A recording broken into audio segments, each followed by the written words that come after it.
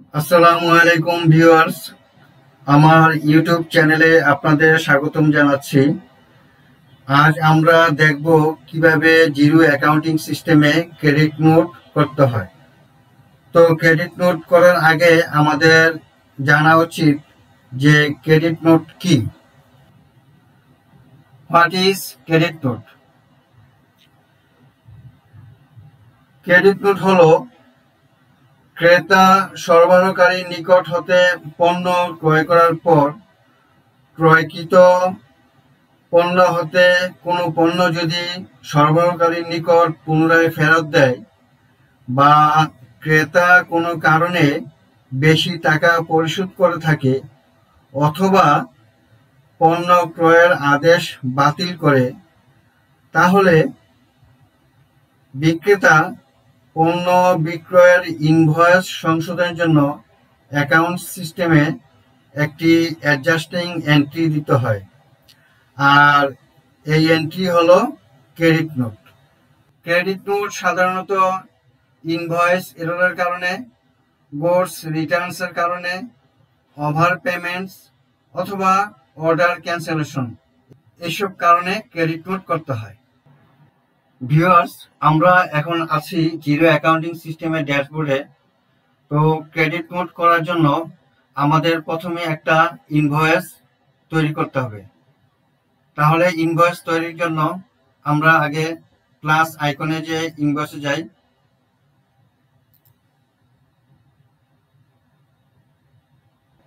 আমরা পূর্বের ভিডিওর মাধ্যমে দেখেছি কিভাবে ইনভয়েস করতে হয়। তবে আজকে এই ক্রেডিট নোট করার জন্য আমাদেরকে একটা ইনভয়েস তৈরি করতে হবে। আমি একটা ইনভয়েস তৈরি করি। ডেট,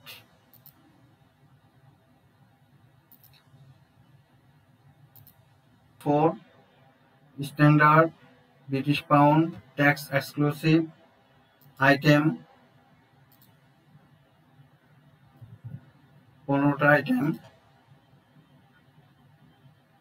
ভ্যাট হলো 5%, তো 180 টাকা সাব টোটাল, ভ্যাট হলো 9 টাকা, টোটাল 189 টাকা। আমি এখন ইনভয়েসটা অ্যাপ্রুভ করব।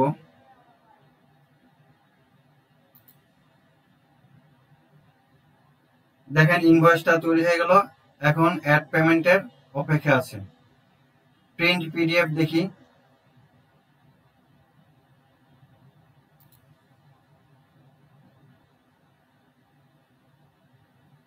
ওয়্যারলেস মাউস 15টা, 189 টাকা, একটা ইনভয়েস তৈরি করা হলো।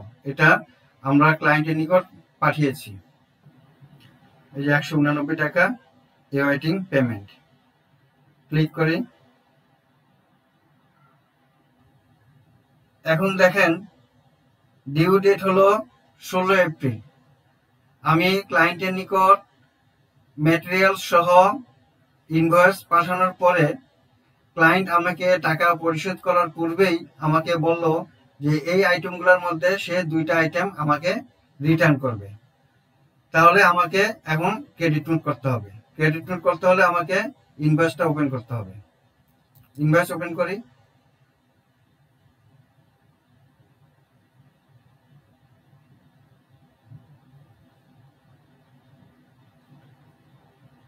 এখন ইনভয়েসের অ্যাড পেমেন্টের পাশে 3 ডট আছে, 3 ডটে ক্লিক করি। দেখেন এখানে আছে ক্রিয়েট অ্যান্ড অ্যাপ্লাই ক্রেডিট। তাহলে ক্রিয়েট অ্যান্ড অ্যাপ্লাই ক্রেডিটে ক্লিক করি।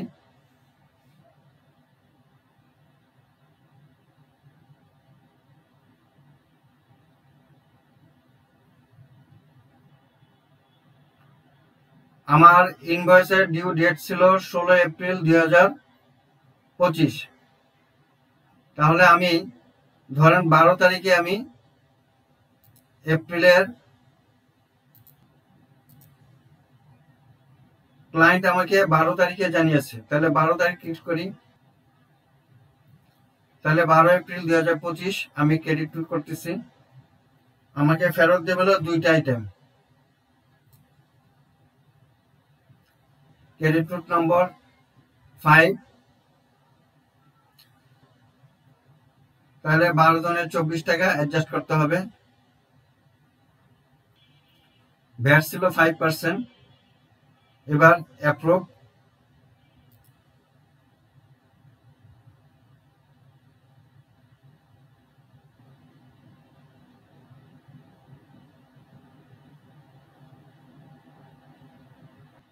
দেখেন আমার 4 নম্বর ইনভয়েসে আমার টোটাল বিল ছিল 189 টাকা। এখন ক্রেডিট নোট 12 এপ্রিলে 25 টাকা 20 পয়সা, তাহলে অ্যামাউন্ট ডিউ 163 টাকা 80 পয়সা। 189 টাকার পরিবর্তে এখন আমার ডিউ হলো 163 টাকা 80 পয়সা। তাহলে আমার ইনভয়েসও চেঞ্জ হলো।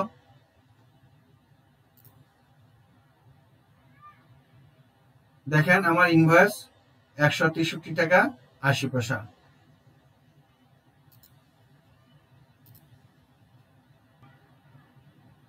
এখন আমি 163 টাকা 80 পয়সা রিসিভ করব। Add payment. ক্লায়েন্ট আমাকে এপ্রিল 12, 2025-এ ফুল অ্যামাউন্ট 163 টাকা 80 পয়সা পরিশোধ করতেছে। তাহলে আমি এখন রিসিভ করব কোন bank? Manju bank. Add.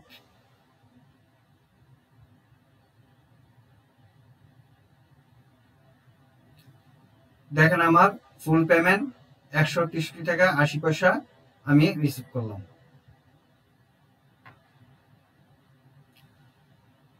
Total amount ছিল 189 টাকা। আমি ক্রেডিট নোট করার পরে 163 টাকা 80 পয়সা রিসিভ করলাম।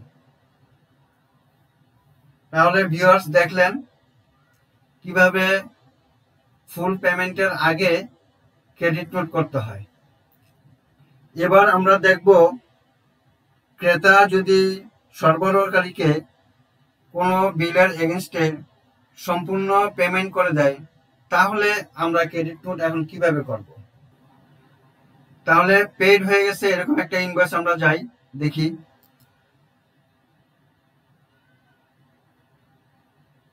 ধরেন ইনভয়েস নাম্বার 1-এ ক্রেতার নিকট পণ্য বিক্রয় করে আমি 2000 টাকা রিসিভ করেছি। এখন এই ক্রেতা আমাকে কিছু পণ্য ফেরত দিবে। তাহলে আমি এই বিলটা ওপেন করি।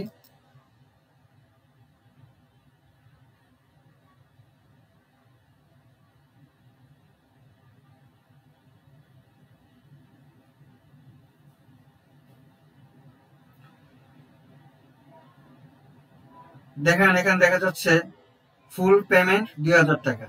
আমি এখন এখানে 3 ডটে যাই। এখানে ক্রেডিট নোট করার মতো কোনো অপশন নেই। তাহলে আমাকে কি করতে হবে? এটার জন্য আলাদাভাবে একটা ক্রেডিট নোট করতে হবে। আমি একটু আগে যেই ক্রেডিট নোটটা দেখিয়েছিলাম কিভাবে করতে হয়, কিন্তু এই ইনভয়েসে আমরা এই আগের ক্রেডিট নোটের মতো করতে পারবো না। আমি এটাকে ওপেন রাখবো, রেখে একটা ডুপ্লিকেট পেজ। এবার বিজনেসে যাই, ইনভয়েসে যাই। ইনভয়েসে আসার পরে দেখি এখানে নিউ ক্রেডিট নোট একটা আছে। নিউ ক্রেডিট নোট ক্লিক করব।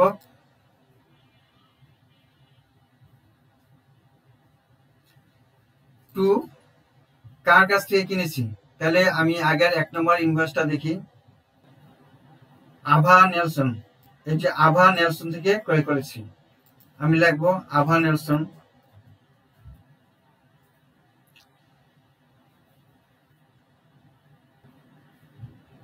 ডেট হলো আজকে 9 জুন 2025। Credit note 12। আইটেম লিখবো কি আইটেম?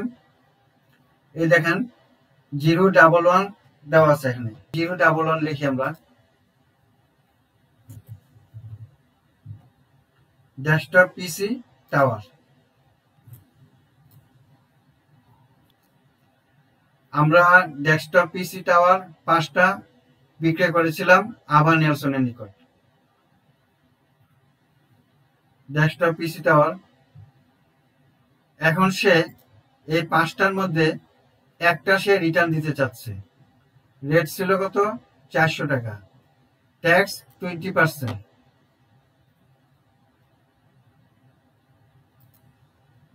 যে রেটে আমরা বিক্রি করছি সেই রেটই লিখতে হবে, 20%।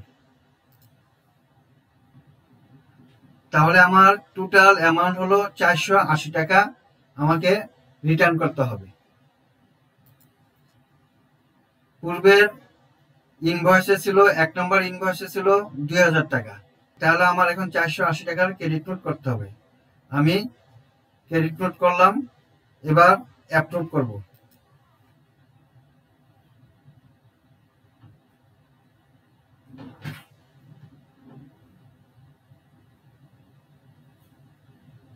দেখেন আমার ক্রেডিট নোট কমপ্লিট, 480 টাকা। 480 টাকা। ডেট হলো আজকে, ডেট দিয়ে দিই, পেড ফ্রম মঞ্জু ব্যাংক। এখন অ্যাড রিফান্ড, আমি অ্যাড রিফান্ড করব। অ্যাড রিফান্ড, দেখেন আমার ক্যাশ রিফান্ড পেড 480 টাকা আভা নেলসনকে। এবার আমি সেলস ওভারভিউতে যাই।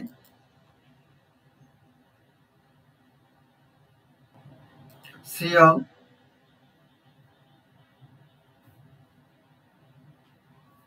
ইনভয়েস 1 নম্বরে 2000 টাকা বিক্রি করেছিলাম, এখন আভা নেলসনকে এই যে ক্রেডিট নোট 12 নম্বর 9 জুন আমি 480 টাকা পেড করেছি।